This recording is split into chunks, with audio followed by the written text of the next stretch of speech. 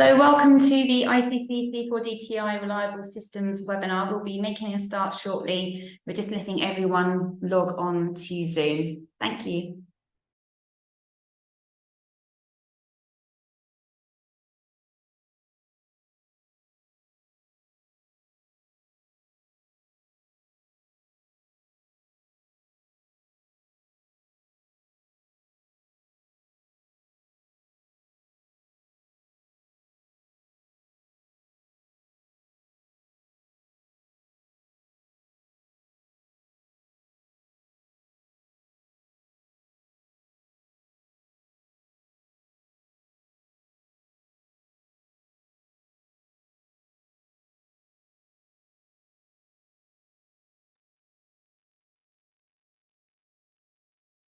Good morning, everybody, or good afternoon, depending on where you are in the world, and welcome to this third of our open webinars on reliable systems under the terms of the Electronic Trade Documents Act, hosted by the International Chambers of Commerce, United Kingdom, and specifically the Centre for Digital Trade and Innovation.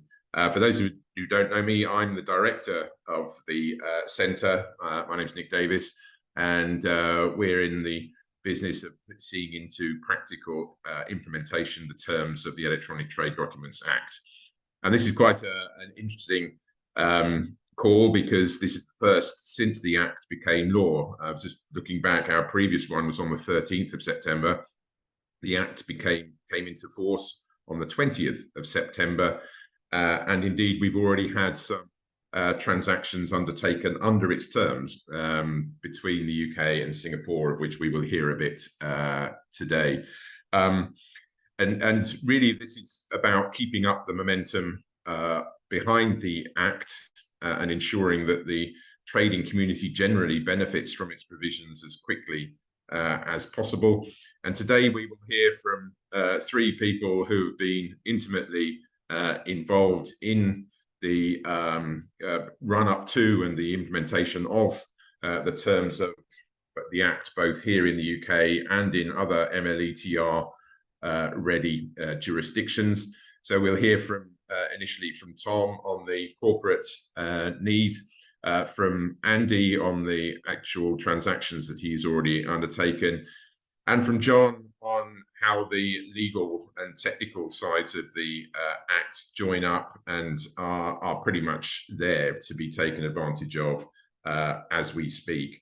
So we've got a good range of contributions today, and I'm very pleased, very grateful to each of the folk who've agreed to join us. So without further ado, I'll invite Tom to turn on his camera and to introduce himself. But Tom is vital here. He represents the end user of our systems. It's all very well for us to talk about the technology and even the law that underpins the digital systems of which we are speaking, but ultimately it is for the benefit of the end users that we are trying to make these things happen. So without further ado, I'll hand over to Tom. Thank you very much, Nick.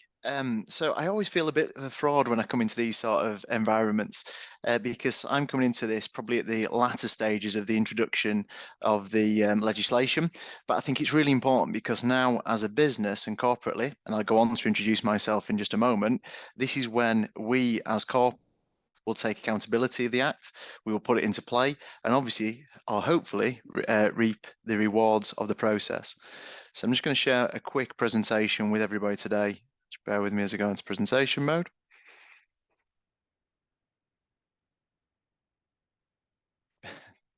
Bear with me 2 seconds.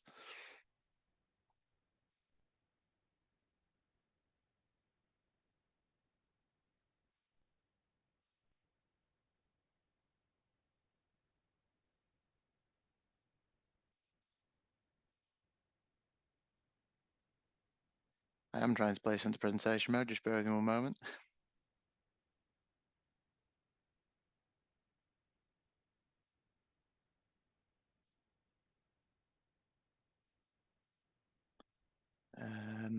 As you can see, IT isn't my strong point. I will try once more. I do apologise. It's using the Zoom and it's covered up my layout at the top. There we go. I can go at the bottom. There we go. So luckily, IT isn't my strong point today, but what is the customs and logistics of Nomad Foods. So I just want to introduce myself first of all. So my name is Tom Cross, and I look after customs and logistics in Nomad. Now, Nomad may not be a recognised name for people across the globe. However, in Europe, we were better known as Igloo, Findus, Bird's Eye, Goodfellas, and Aunt Bessie's, which is a numerous different brands that we sell within the European market. We're a frozen food business, and my accountability is to move all raw materials from a customs control perspective into our European plants to produce them into food, which we all know in Europe, and also to move from a logistics perspective. Now, first of all, I will just explain a little bit about who Nomad are, just to set the scene and obviously then to set the scale and what they are to the opportunity of digitalisation provides to us. So Nomad is in 22 different European countries. We also are in the Adriatics with different acquisitions that have occurred. And just touching upon our history, we initially started back with the Igloo Group, acquisition of Findus in 2015, acquisition of Goodfellas and Aunt Bessie's within the UK, and then acquisitions of Switzerland. And then we moved on to more diversification within the frozen food industry with the acquisition of Feneri's business and the frozen ice cream business out within the Adriatics. So you may have recognized some of our brands. These are brands that you will probably recognize us with. From a UK perspective, Bird's Eye is probably the most recognizable with Captain Bird's Eye and Fish Fingers, and then Igloo with obviously Captain Igloo based within Germany and some of the European countries. Some of our key, obviously, marketing perspective just sets the scene a little bit of what we're doing and what we're moving. Again, we are all frozen, so reefer containers, potentially sometimes from the Far East, from our raw material providers, or potentially from Brazil with our chicken and some of our other meats. Again, some key facts just about our business, just to set a little bit of the tone and also the size and what potentially could then well present to be some real fantastic opportunities with digitalisation. And as we currently start at the moment, I can say we're not a part of digitalisation, but obviously it's something that we're stepping into. And as we go on the journey with the launching of the Trade Bill Act within the UK, it allows us to open up some opportunities. We're a sizable business, as you can see. Only McDonald's rivals Nomad Foods in regards to the fish processing worldwide. We do take considerable amounts of fish across the globe when we purchase and we produce our fish fingers, being one of our obviously key iconic brands. 2.5 million fish fingers were produced annually. So from an interesting fact perspective, they would stretch around the world 5.5 times per annum. Some of the key facts there just to read through. But what we're here to really talk about today, and what I really want to go into, is obviously what are the opportunities for the Bird's Eye from a UK perspective on Nomad as a brand and from a corporate background. Now, when I was initially invited, and Nick and the team invited me to support within the ICC's development of digitalisation, it was more around understanding where we would fit in that journey. So I think a really good starting document is the diagram that I've placed in front of us today. And this should be no new news to anybody on the call from a customs perspective around the complications of bills of lading, ownership of goods, credit notes, etc., etc., etc. And as we start to look at obviously understanding where the digitalisation, the approach could be, simplification, potential different credit terms with banks, as we can speed up bills of lading, all become potential opportunities to a corporate business. And it is something that I'm particularly keen to understand from a Nomad perspective, and obviously see how we can unlock some of those opportunities from our business perspective. The conversation has always been with me around cash. So as a corporate business, it's how do we unlock the cash opportunity through this? Now, understandably, there will be opportunities for banks, there'll be opportunities for infrastructure in regards to the digitalisation approach, but from a corporate perspective, where does our benefit lie, and can we seek opportunities from either one of those elements, the banking or the infrastructure perspective, to speed up and obviously to have smoother transitions of trade, but also to unlock tangible opportunities from a cash perspective by being digitalized. Now, I'll leave that on the screen just for a moment while I go on to talk around, obviously, where would we see, or where could I potentially see some of the opportunities. But again, if there is any questions, please place them in the chat. And I know we're going to come to a Q&A at the end of the day, or the end of the session, sorry, to talk about what that means. So looking here, for me, it's around letters of credit. So first of all, it's the ownership of the goods. And as you can start to see at the points, it just always surprises me when I look at this particular slide around the number of different transactions as you go through the journey, and obviously who owns the goods in regards to the, well, not the ownership, sorry, of the goods, but the ownerships of the bills of lading, the letters of credit, and where potentially banks may seek an opportunity in regards to the speeding up of that digitalized credit process. Now, from a large corporate such as ourselves, sometimes the speeding up of payment isn't necessarily what we want to do. However, for small, medium-sized enterprises, it may be for the influx of goods potentially to the European market or potentially to whatever market you're selling into. But for us, it's around how can we unlock potential savings opportunities through these processes and through these means, which are to be discovered and to be understood. I always like then sharing the next slide, which just adds a little bit of an understanding around the size of business, in particular the UK market, as we now start to focus in on digitalization and what the UK opportunity could look like. So just to set a little bit of context, around 170 to 225 loads per week in regards to our border movements. That tends to mainly be UK to, from the EU into the UK from our movements. We do, however, have some EU exports as well. And now, as I've always talked about cash, and cash tends to be king within a corporate business, as in most businesses, it's starting to understand, obviously, all the different entities and where cash is made up. I think it's a great little slide where I've put some indicative figures. I do appreciate these may not be obviously specific to businesses, but it just gives an understanding of a European to UK product of animal movement and where potentially digitalization could unlock some opportunities for corporate businesses and businesses obviously worldwide. Just touching upon what actually we will need to do. So the setup in regards to POAO, the setup in regards to the cost of the veterinary process, we can't unfortunately escape that.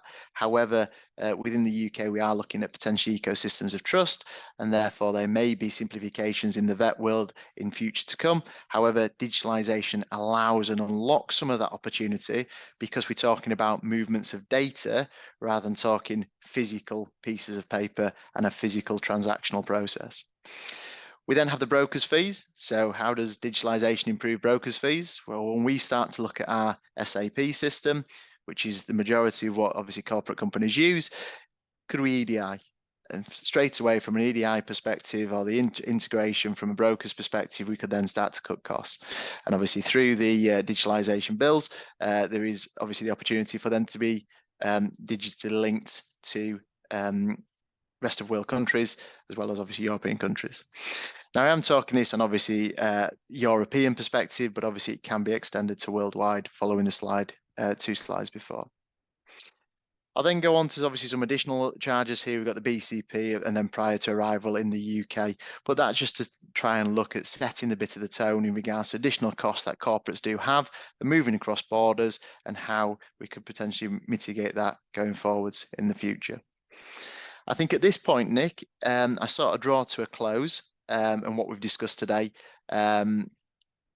And obviously we will come to questions at the end, and I'd be quite happy to obviously engage from a questions perspective.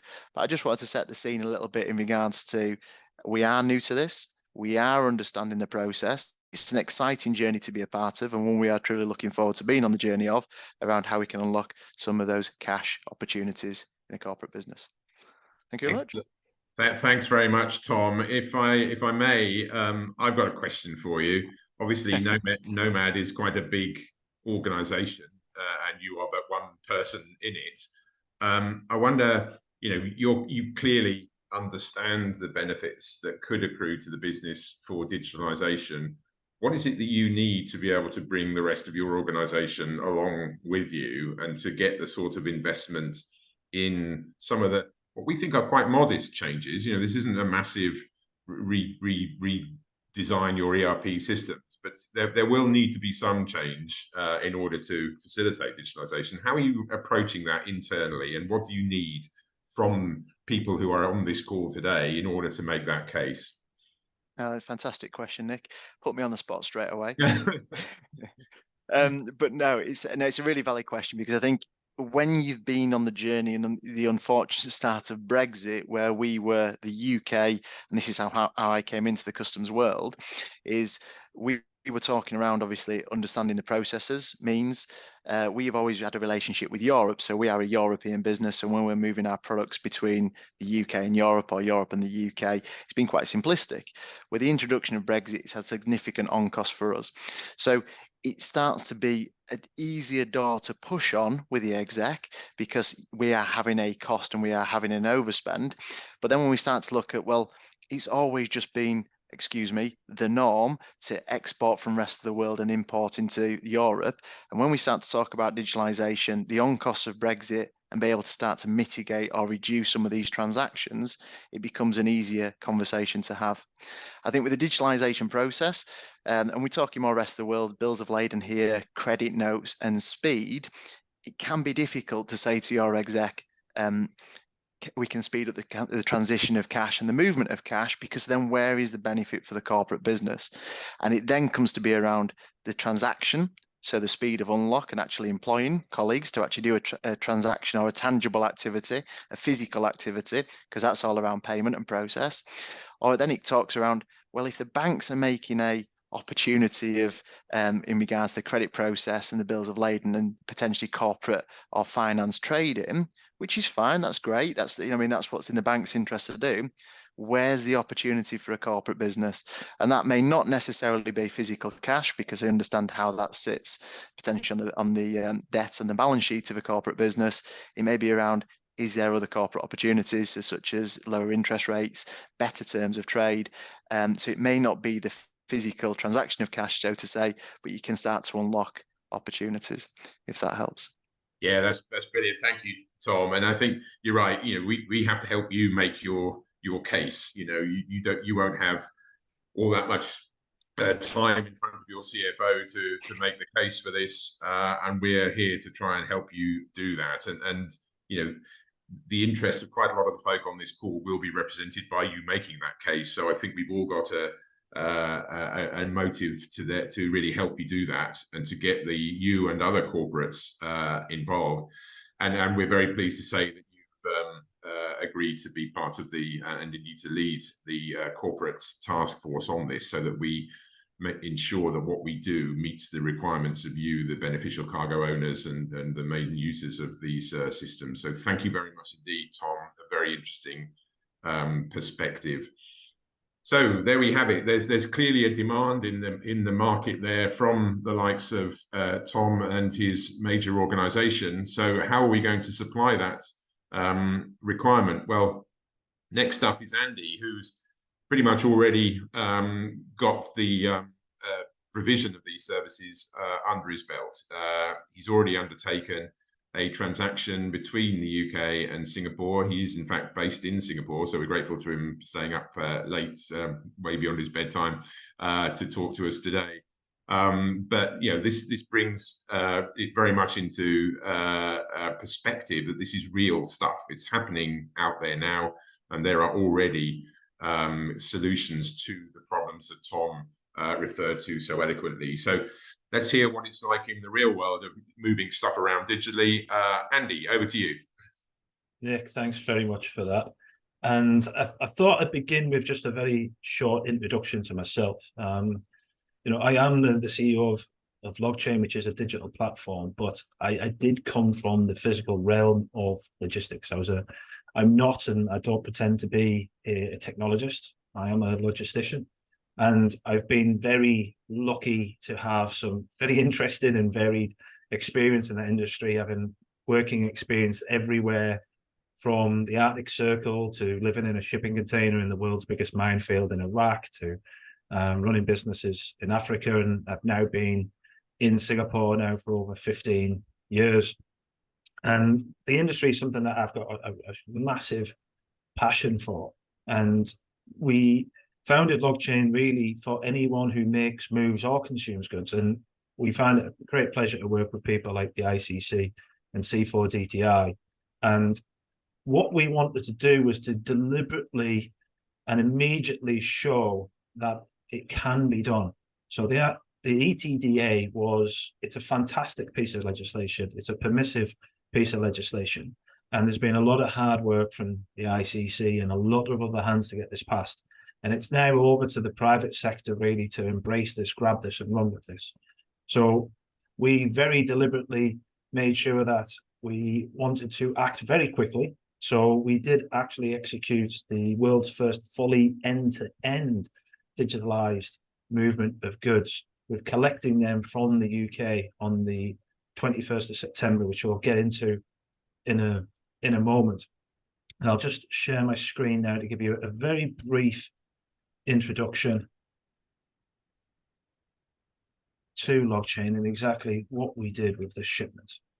So I should be able to see that screen there now. So yes, Logchain is a digital highway essentially for your supply chain. And we are a solutions provider, we're not a service provider. So we're not a digital freight forwarder, we're not a provider in any sense. What we're looking to do is actually provide data infrastructure for all of the industry that is operating within the world of trade, logistics, and supply chain, and tackling a very real problem. So some of you are familiar with some of the work that the government's done leading up to the ETDA, might be familiar with this figure. Now, where this comes from is in 2021, there was 800 million TEU shipped around the world just in deep sea shipping. Now, that's not including the short sea. So that 800 million containers generated a staggering 28.5 billion documents, which is just incredible. And this is just a snapshot of a small part, well, not a small part, a major part of the industry, but the true size of the documentation issue out there is still unknown, but it is a massive issue. And essentially what we do with Logchain is we're not here to replace legacy systems, we're here to work with them. And there's a fantastic amount of effort and investment into this space, as there should be at the moment, but there's a lot of kind of siloed solutions. What we want to try and do is kind of create a single data infrastructure to bring all that together. And very much focus on digitalization rather than digitization. I might sound a bit strange to be pedantic on that point, but we do believe there is a difference. And we believe it's about data and not about documents. So what we do is, again, quite different from focusing purely on the white collar worker, who's someone often sitting behind a desk in an office, very often in a different country to where the operations are taking place. We actually capture the information where it's generated, which is quite often on the ground with blue collar workers. So all of that did lead us into executing the world's first fully digitalized cross-border shipment.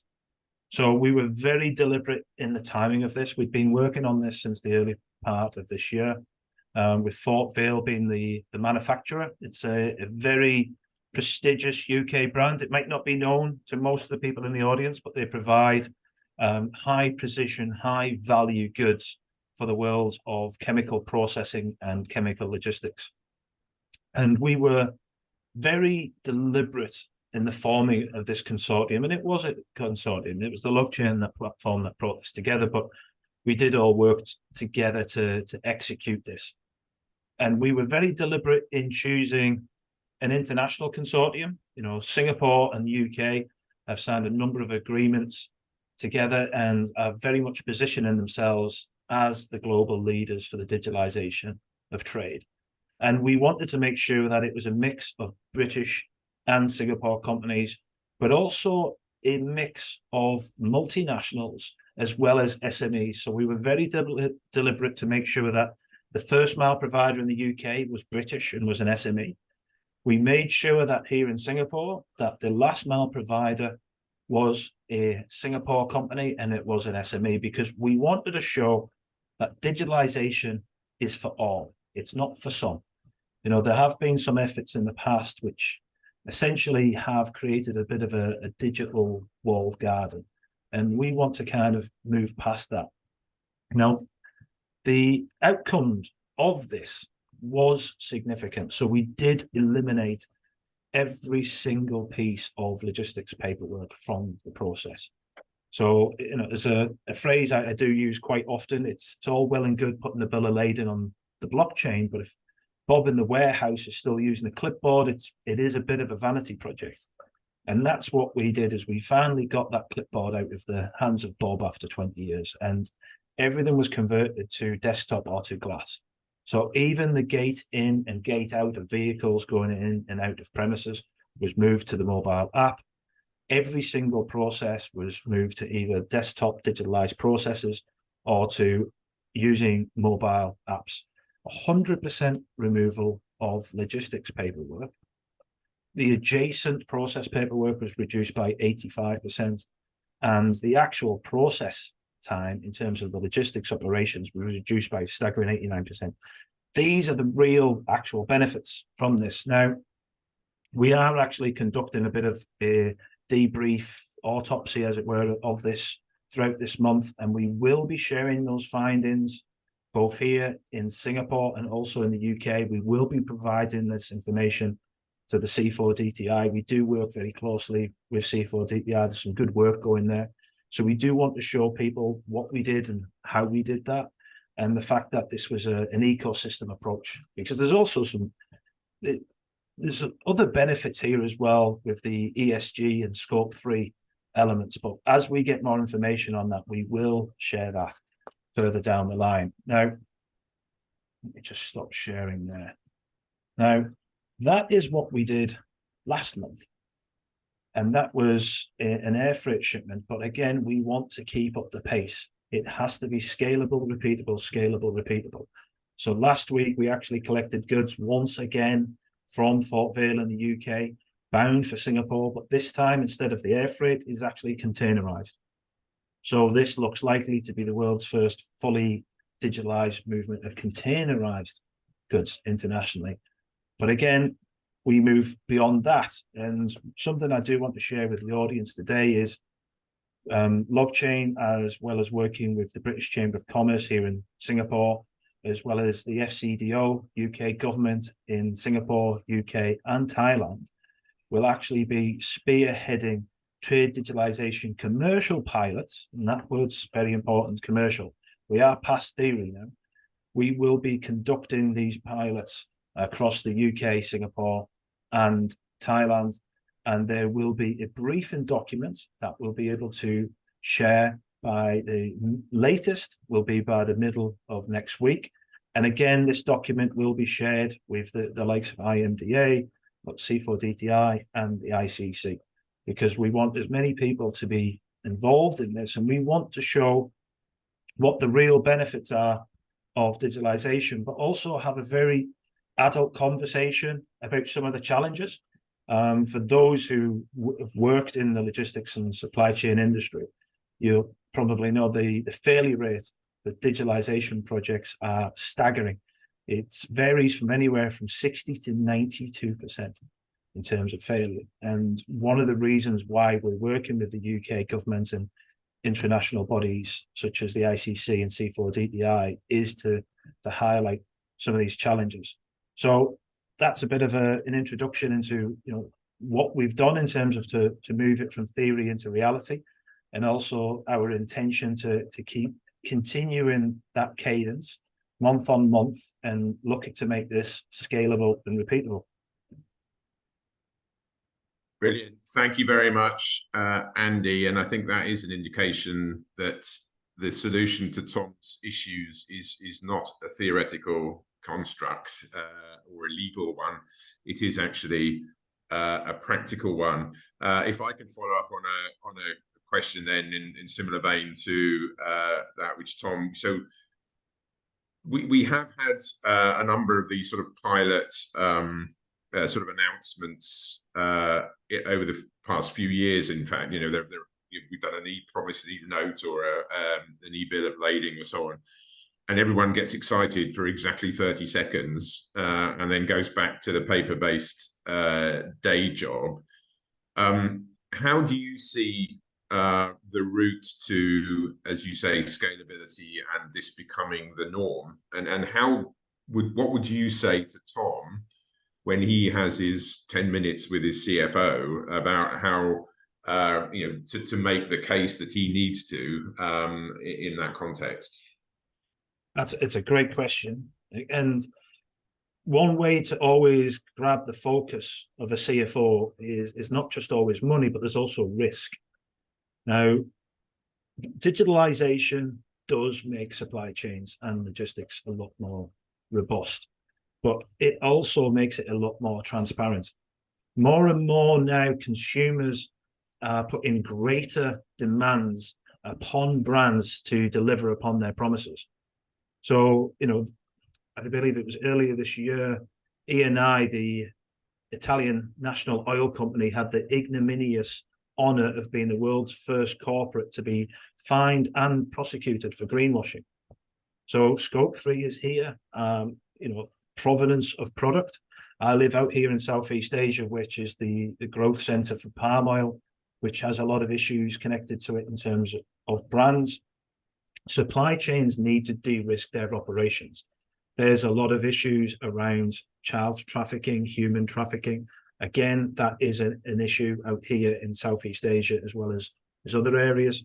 And digitalization provides greater robustness and reduction of risk in supply chains specifically. That's a message I would definitely put specifically to CFOs.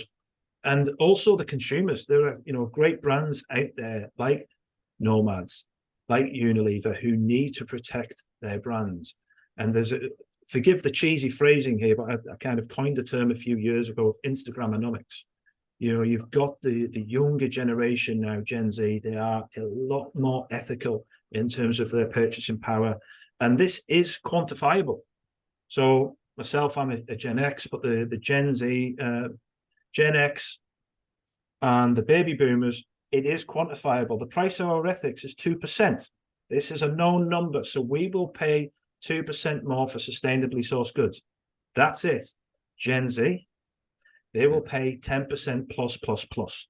They are more ethical in their purchasing power, and brands need to align that and deliver upon their very high demands. Brilliant. Thank you very much, Andy. And I think that points to the two aspects to this. I think there's that immediate sort of process gain, the cash benefits that Tom referred to. And then there's that longer term strategic benefit around security and critically sustainability of supply chains, but not just in some sort of theoretical sense, but it also delivers on commercial benefits for those brands like Tom's, who not only want to be internally ethical, but also demonstrate the ethical nature of their brand to the consumer market. So I think there's a nice narrative there about the short-term benefits and those longer-term strategic goals as well. Thank you very much indeed, Andy, and we will continue to work with you in that UK-Singapore corridor, and your pilot will be one of the ones that we will cover in our report that we intend to publish at the end of November, of which I'll say more just as we close. Brilliant. Thank you very much indeed, Andy. Excellent. So there we are. We have the demand, we have the supply. Now, do we have the legal frameworks? And I think the answer, I hope that John is going to say is yes, we do. And unusually, John is a lawyer who likes to say yes. In the past, we have had this issue where, pilot work has been not scuppered exactly, but certainly the effect of it has been limited because of quite legitimate legal concerns. But I think with the passage of the Electronic Trade Documents Act, and the consideration that the likes of John have given to its legal implications, we now have a way through the legal issues and a way to assure general counsels and others in the commercial world that this can be done safely and with no appreciable increase, and we hope a decrease in the overall legal risk. So to give a good commentary on that, I'll hand over now to John. John. Thanks very much, Nick. I noticed there was a question in the Q&A, which was to Andy, which said, can you please share more on the digital bill of lading transaction? I hope that my brief presentation will address that question to a certain extent, but if it isn't covered in what I'm saying, then do feel free to ask more questions later. I haven't prepared any slides for my presentation, but what I have prepared is a very detailed article which is entitled Trade Trust Enabled Electronic Bills of Lading. I shared the link to it in the webinar chat earlier on, but if anybody wants access to that article, then do feel free to ask Nick and his team. They have the link. It's a very detailed article setting out what is how electronic bills of lading can work. Just a little bit of background on myself. I'm a partner from Stevenson Harwood, which is a law firm specializing in international trade, amongst other things. I started off as a trainee in London in 1999, and I moved to Singapore in 2007. I lived in Singapore up until, well, just about a month ago, and I've just relocated back to the UK. So I had 17 years in Singapore. My interest in this topic arose because I was asked by the Infocom Media Development Authority of Singapore to assist them with drafting an article about electronic bills of lading, and in particular about a product which they developed called Trade Trust. Trade Trust is a way of, it's a platform for using electronic bills of lading. It is non-proprietary software, so it's possible for anybody to download it. The aim of Trade Trust is it's effectively a Singapore government initiative, and the aim is to encourage the use of digitalized trade. In fact, they expressly said to me that if others take over from Trade Trust, and it's not Trade Trust that takes over, it's some other software they don't mind, what they really want to do is promote digitalization because of the benefits which I think both Tom and Andy have expressed. So I'm going to spend about 15 minutes going through what is quite a complicated subject. I'm going to start by talking about the functions of a paper bill of lading. Then I'm going to move on to the ways in which an electronic bill of lading fulfills those functions and the requirements. And also I'm going to talk about how Trade Trust in particular fulfills those requirements. And I'll talk very briefly at the end about some practicalities. So as many of you may know, a paper bill of lading fulfills three functions. The first function is as a receipt for goods. The second function is as evidence of a contract of carriage between the owner of the goods and the ship owner if you're doing international carriage by sea. And the third is as a document of title. This, combined with the use of letters of credit, is a very elegant 17th century solution to the problem of a seller who has goods and doesn't want to ship them until paid, and a buyer who doesn't want to pay for the goods until the quality and quantity has been assessed. The resulting solution effectively involves the sale of a document of title and rights to sue the ship owner in case anything goes wrong during the voyage.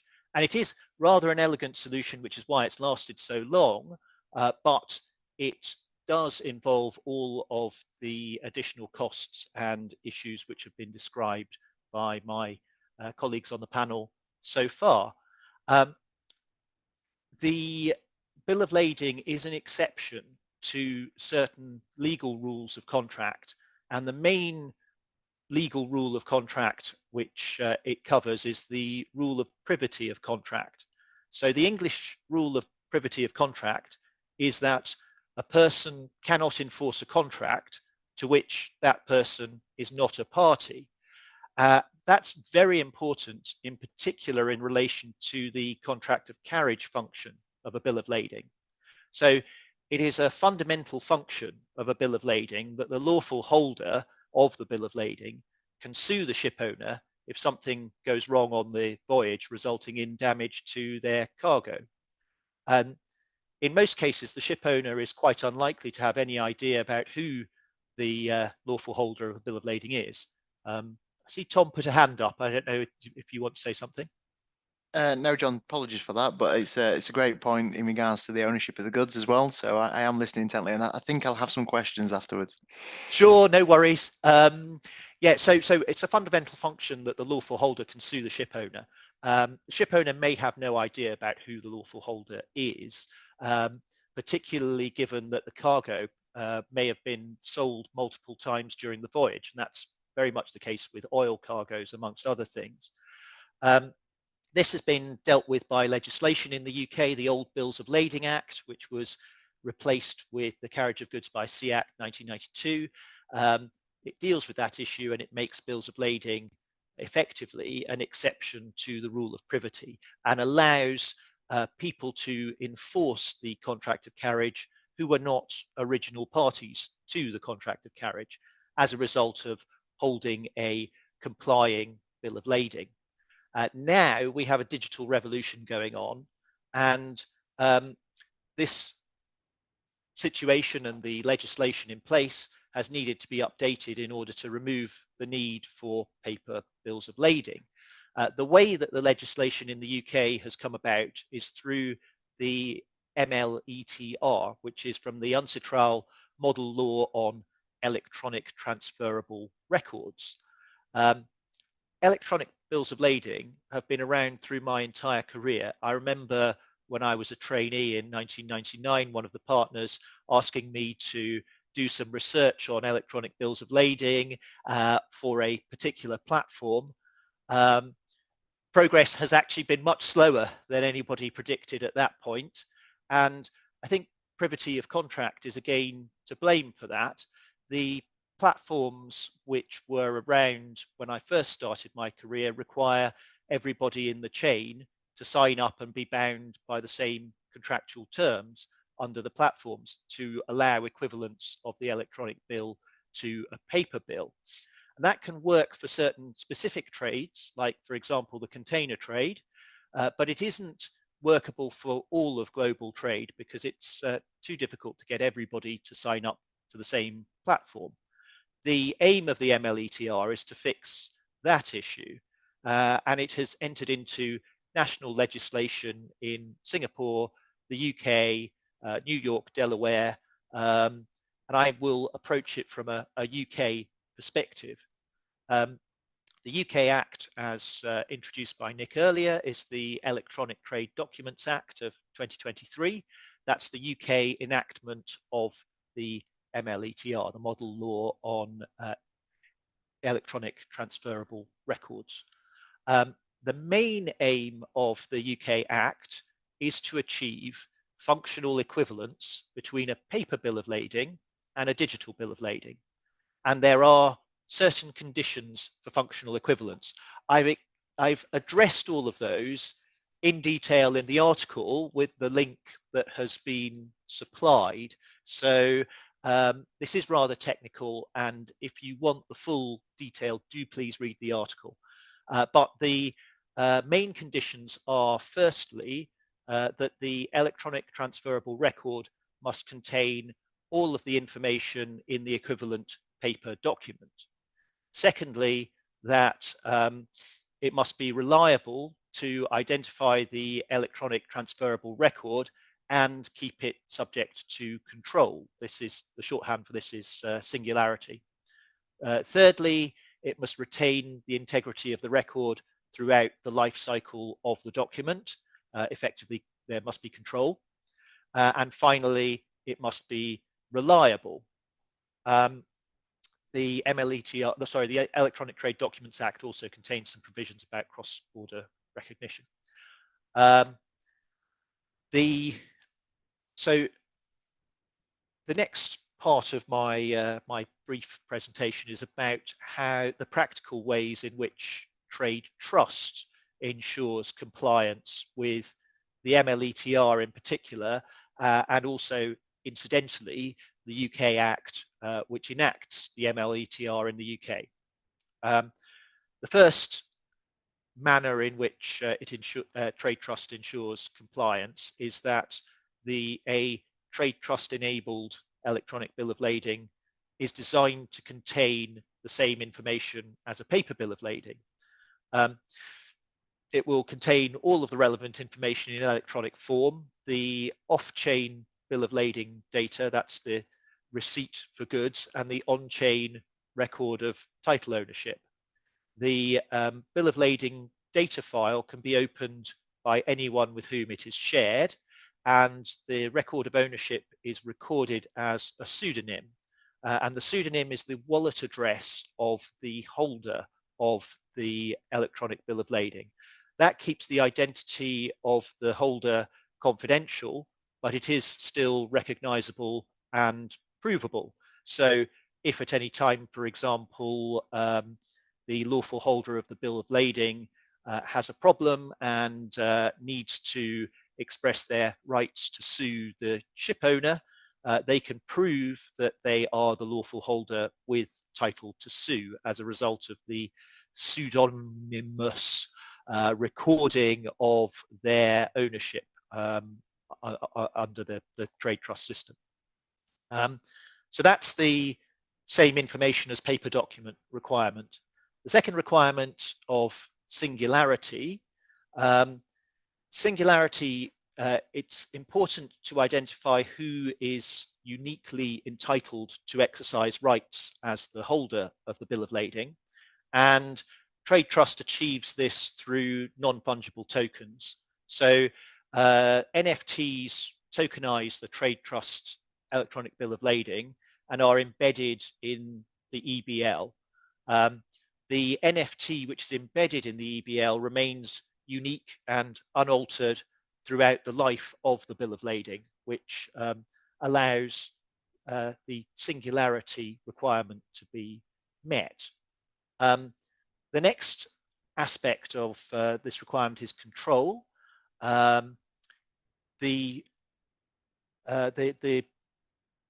entitlement to the non-fungible token as expressed in the digital wallet held by the lawful holder of the bill of lading, is the electronic bill of lading, is the equivalent to possession of a paper bill of lading by the lawful holder of a paper bill of lading.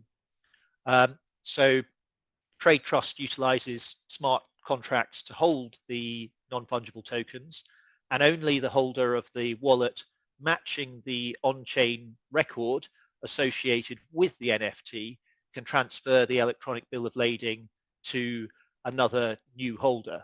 And by that means, trade trust allows control to be exercised by the lawful holder.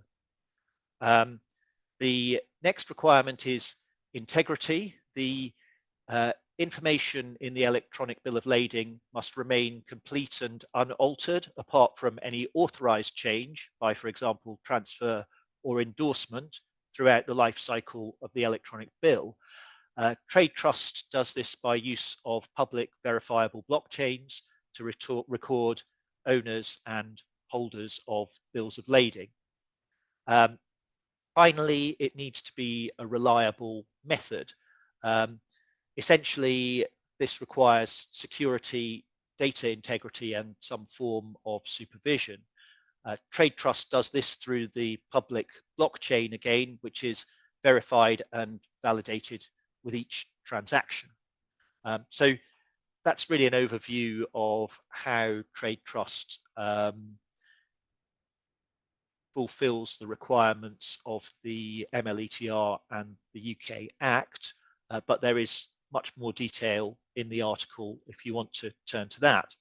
The final thing which I wanted to talk about, and I see I'm just about the end of my 15 minutes, but I'll spend a minute or so talking about enforcement of electronic bills of lading in international trade, which is an important aspect of this.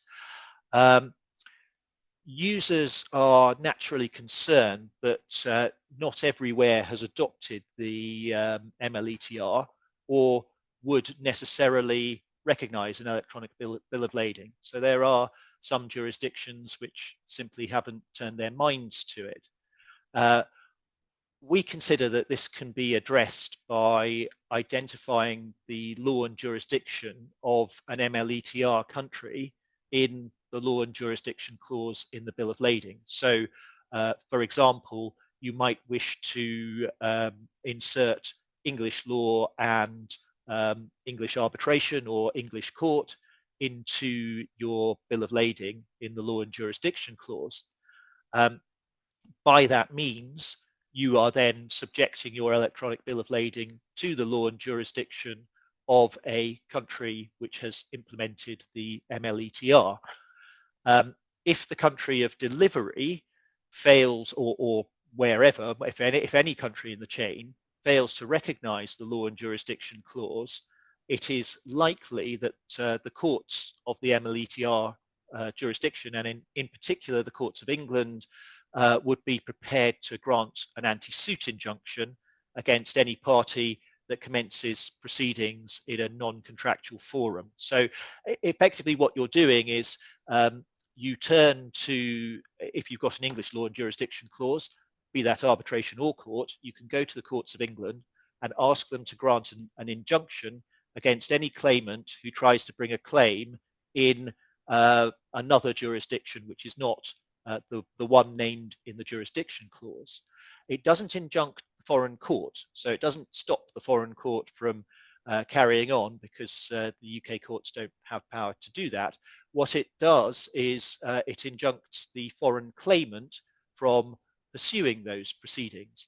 And if you obtain such an injunction, then there is the potential for imprisonment for anybody who breaches it.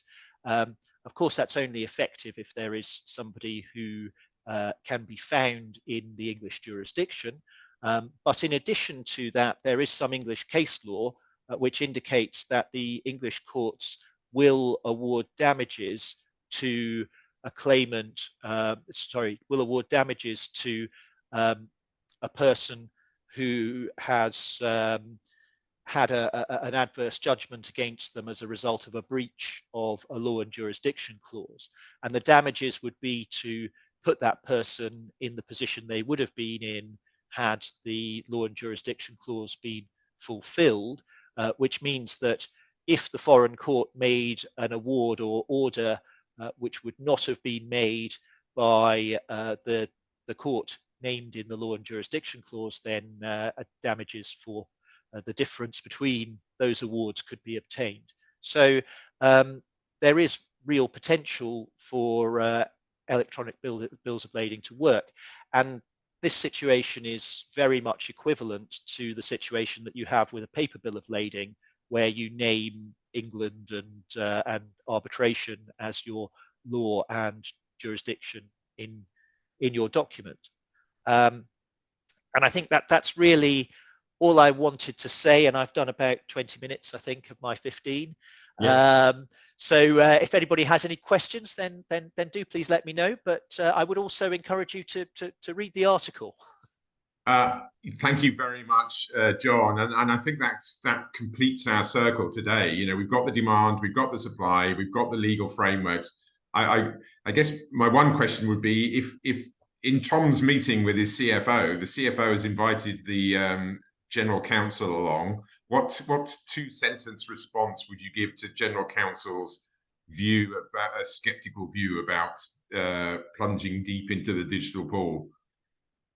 I think that I would say that there are multiple advantages. Oh, maybe it's not a two-sentence response, is it? But you know, typical lawyer, I'm going to go on forever now.